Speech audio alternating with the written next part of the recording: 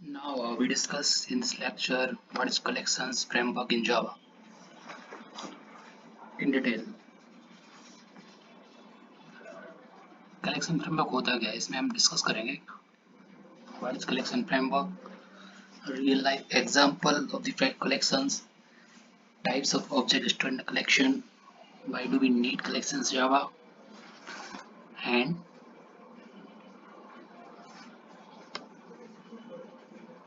comparing arrays and collections in Java. So in this tutorial about Java collection designed for everyone, whether you are new in programming or already experienced. So first we discuss करें what is collection in Java. In Java, a collection is an object that represents group of other objects as a single unit.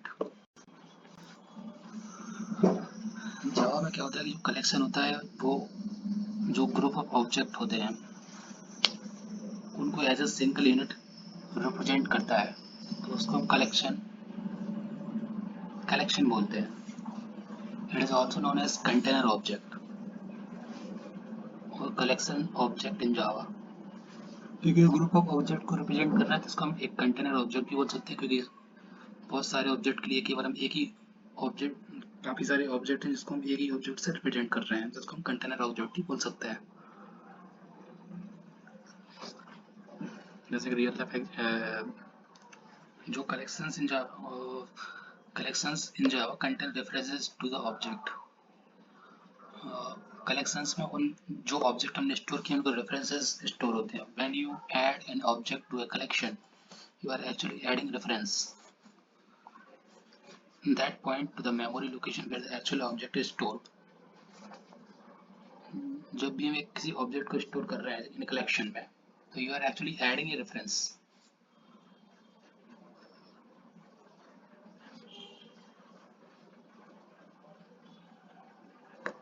इसमें क्या होता है कि जब हम किसी object को जब हम स्टोर करते हैं तो एक्चुअली हम उसका एक रेफरेंसेस ऐड कर रहे होते हैं. हम एक्चुअली में उस ऑब्जेक्ट को स्टोर नहीं कर रहे होते हैं, उसका रेफरेंस यूज करके मेमोरी लोकेशन में उस ऑब्जेक्ट को ऐड करते हैं.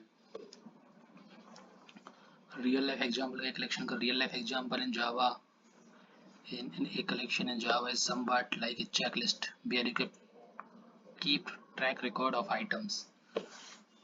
Java में collection एक तरीके का ट्रैक रिकॉर्ड होता है जहाँ पे जैसे हम जो आइटम्स हमें कोई स्टोर करना है, एक चेकलिस्ट बनानी है आइटम्स की, तो उसका एक ट्रैक रिकॉर्ड होता है. Instead of physically holding the items, you have a list that tells you what items are there and where to find them. मतलब एक्चुअल में आइटम्स को लेकर साथ में नहीं रख रहे हैं, उनका एक रेफरेंसेस हमने हमने इसकी चेकलिस्ट बना ली है. उस चेकलिस्ट में नोट डाउन कर लिया है कि कौन सा आइटम कहाँ रखा है, कौन सा आइटम कहाँ नहीं रखा है, तो वो एक कलेक्शन फ्रेमवर्क हम उसको बोलेंगे. तो एक कलेक्शन का हम उसका रेफरेंसेस यूज कर रहे हैं.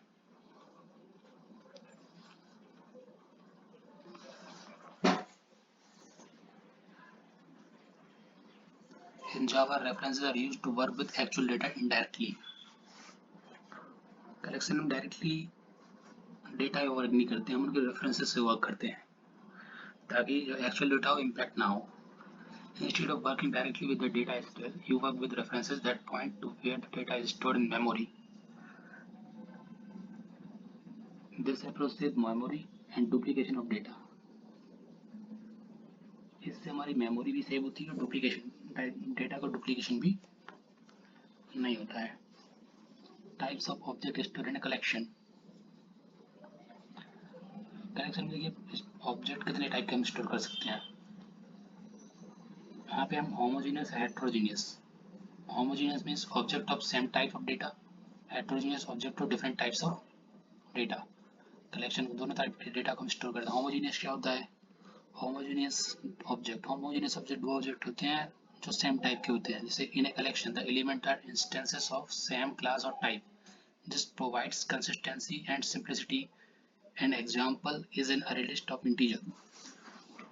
देखो यहाँ पे एक अरे लिस्ट है, यहाँ पे हमने एक इंटीजर टाइप का डेटा स्टोर किया है, इंटीजर. तो यहाँ पे हम नंबर्स ही ले सकते हैं, जैसे 5, 10, 15, 20. यहाँ पे हम कोई नेम नहीं ले सकते जैसे सचिन, रमेश, क्योंकि इंटीजर टाइप का ही डेटा यहाँ पे हम स्टोर कर सकते हैं, जैसे नंबर डॉट ऐड 5, 10, 15, न्यू अरे लिस्ट। Heterogeneous objects में क्या होता है? Heterogeneous objects are different types of objects. In a collection, element can be instances of different classes or types. This allows you to mix and match object with the various type of properties. In an example, a list that hold different types of object.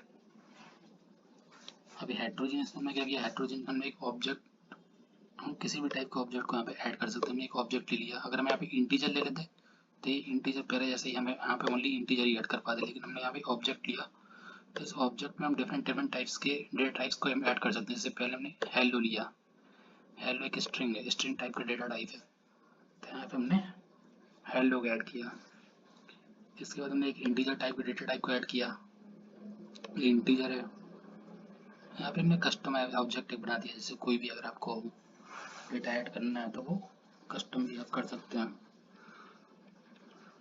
In a homogeneous example, all the elements of integer type. In the heterogeneous example, the collection holds object of different types of string, an integer, and an instance of custom classes.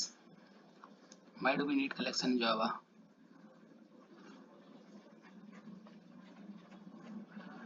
Before we explain the need of collection in Java, let's take the code base.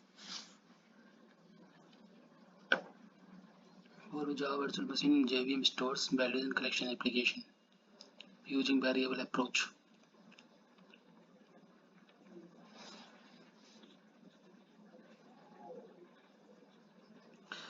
जो JVM होता है virtual value store कैसे करता है Java application में, उसकी approach को हम समझ रहे हैं। यहाँ पे सबसे पहले हम देखेंगे using variable approach. Suppose you want to store one value in the memory, then you will create only one variable and assign value like this: int x is equal to 10. The purpose of variable x is store one int 10. If we want to store two int values, we will create two variables like this: int a or int b and many more. If we want to 3, we can also create int c is equal to 30. There is no problem to store until the third or fourth value, but यहाँ 2 या 3 value 4 value add करनी तो कोई problem नहीं है। अगर आपको यहाँ पे 1000 वैल्यू ऐड करनी है तो बार बार आपको यहाँ पे एक रेफरेंस वेरिएबल बनाना पड़ रहा है। बट वांट टू ऐड लिख रहे हैं variable in program based kind of program, so इसमें ज़्यादा ये टाइम कंज्यूमिंग हो जाएगा, ज़्यादा इसमें टाइम लग जाएगा। तो मैं हम यहाँ पे क्या करते हैं, इसको ओवरराइड करने के लिए एक और मेथड ने यहाँ पे limitations of variable approach given below. Variables can hold only one single value at a time. यहाँ पे हम सिंगल वैल्यू असाइन कर सकते हैं। As the number of variables grows, the code becomes hard and read and reuse. Dealing with many variables, the programming execution can be slower. आपकी programming execution को भी slow कर देगा। यहाँ पे multiple variables, as the number of variables grows, the code becomes harder to read and reuse.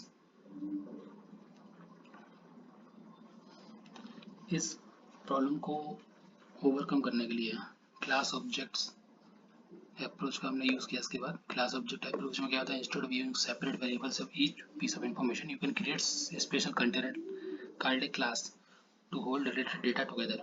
For example, if you are dealing with student, you can create student class. तो हमने यहाँ पे अगर हम स्टूडेंट के नाम के डेटा से डील कर रहे हैं, हमने स्टूडेंट क्लास यहाँ पे ऐड कर दी है, बना दी है। स्टूडेंट क्लास में उसका रोल नंबर आ जाएगा, उसका नेम आ जाएगा। यहाँ पे हमने मैन मेथड बनाई है, मैन मेथड हमने स्टूडेंट नाम का यहाँ पे ऑब्जेक्ट बनाया है। स्टूडेंट में उसका रोल नंबर हमने मेंशन किया 101 नेम। इस तरह से स्टूडेंट का ड्रेस कोड, स्टूडेंट का नंबर ऑफ पासिंग मार्क, हम जो भी हम चाहें यहाँ पे ऐड कर सकते हैं। अगर हमने कोई दूसरे स्टूडेंट का डेटा यूज करना तो स्टूडेंट 2 बना दिया, स्टूडेंट 2 का भी हमने यहाँ पे न्यू स्टूडेंट, यहाँ पे स्टूडेंट को रोल नंबर दिया 102, यहाँ पे स्टूडेंट का नेम दिया बॉब। इस तरह से हम इस डेटा को क्लास ऑब्जेक्ट अप्रोच के साथ हम डेटा को बाइंड कर सकते हैं, ऐड कर सकते हैं। as you can add more student, you can need to create a new object, leading to insufficient memory uses. With a large number of objects, managing so many individual objects becomes widely and memory intensive.